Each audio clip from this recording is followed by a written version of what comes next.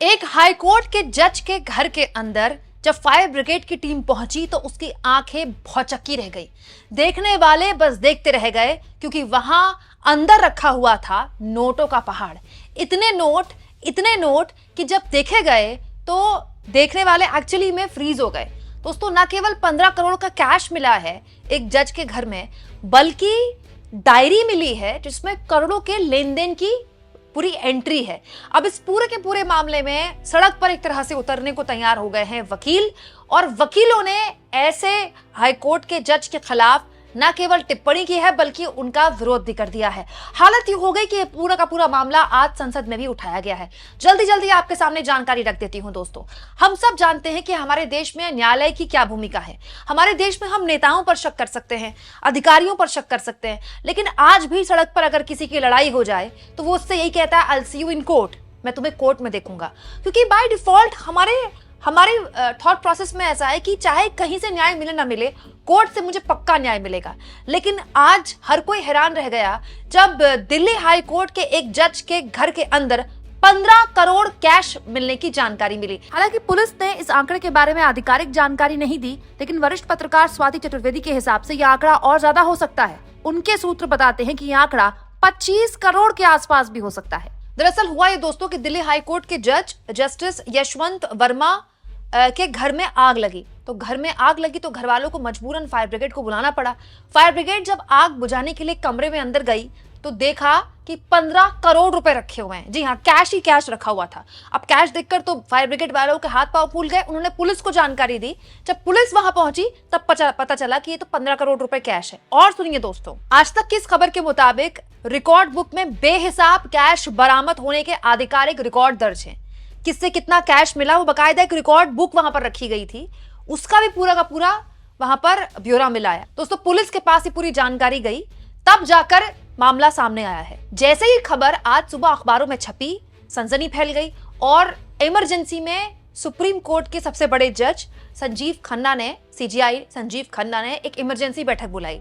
दोस्तों, chief justice Sanjeev Khanna की अगुवाई में 3 सबसे बड़े जजों की कोलेजियम ने जस्टिस वर्मा को वापस उनके मूल हाई कोर्ट यानी कि इलाहाबाद हाई कोर्ट भेज दिया।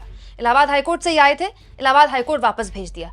लेकिन जैसे ही चीफ जस्टिस ऑफ इंडिया की अगुवाई में फैसला लिया गया, तुरंत इस फैसले पर प्रतिक्रिया भी आ गई। हुआ ये दोस्तों कि जब ये पूरा का पूरा मामला अखबारों में छपा तो सीजीआई को सारी जानकारी हुई और सीजीआई ने तुरंत किसी भी हाल में न्यायालय की साख बनी रहे, इसको लेकर एक एक्शन लेते हुए फैसला लिया। लेकिन इस एक्शन का बड़ा तगड़ा रिएक्शन हुआ। ये देखिए दोस्तों, इस खबर में लिखा है, सुप्रीम कोर्ट कोलेजियम ने हाई कोर्ट के जज के तबादले की सिफारिश के लिए आपात बैठक बुलाई।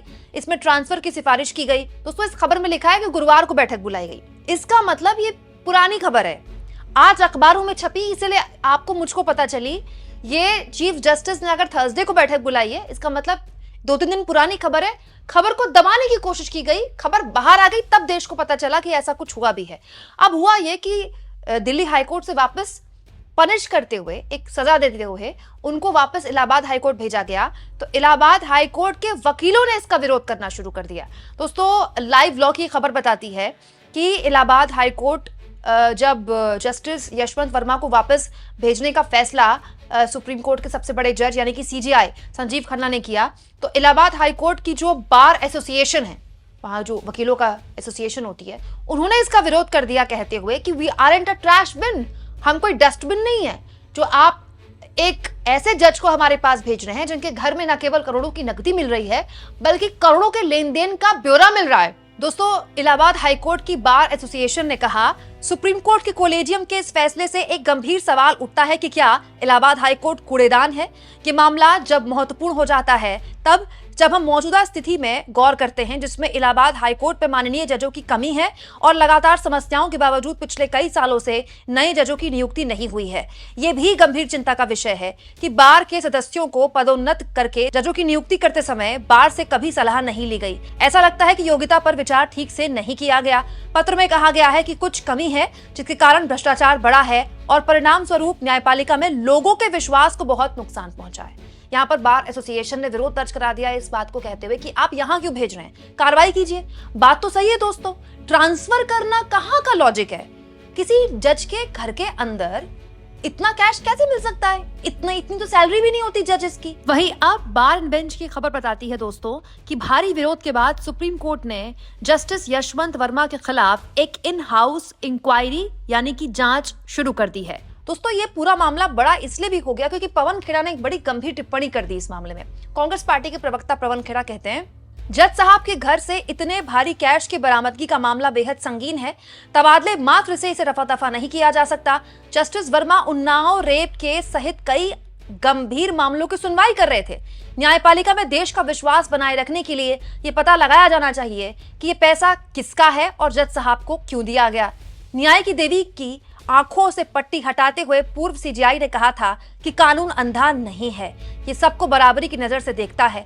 इस मामले में ये बात साबित भी होनी चाहिए। वैसे ईडी सीबीआई से बेहतर काम तो फायर ब्रिगेड कर रही है। दोस्तों पवन खेड़ा दरअसल तंज कस रहे हैं कि ईडी सीबीआई नहीं पकड़ पाती इतना कैश जो कि फायर ब्रिगेड ने पकड़ लिया। हालांकि सच्चाई है दोस्तों कि न्यायपालिका के जजेस पर सीधा एक्शन लिया नहीं जा सकता क्योंकि जजेस को एक संरक्षण मिलता है और वो संरक्षण कोलेजियम से मिलता है और इसीलिए संजीव खन्ना ने उन पर ये फैसला सुनाया उनको सजा देते हुए। मतलब आप सोचिए कितनी अजीब बात है।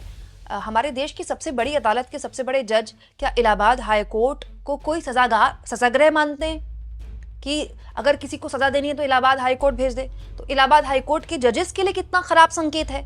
इलाहाबाद हाई कोर्ट में दोस्तों बड़ी बड़ी साख वाले जजेस हैं। उनको कैसा लगेगा जब उनको ये बताया जाएगा कि आपके साथ उस जज को भेज दिया गया जिसके घर में 15 करोड़ कैश मिला और करोड़ों के लेन देन का ब्यौरा मिला। अब इस पूरे मामले में दोस्तों जब हंगामा बहुत बड़ा तो आज संसद में राज्यसभा में कांग्रेस पार्टी के सांसद जयराम रमेश ने यह मुद्दा उठाया। सुनिए। This morning we have read about a shocking case of huge amounts of cash unearthed at the residence of a judge of the Delhi High Court. Earlier, 50 members of parliament have submitted a notice to you regarding certain remarks that were made by a judge of the Allahabad High Court.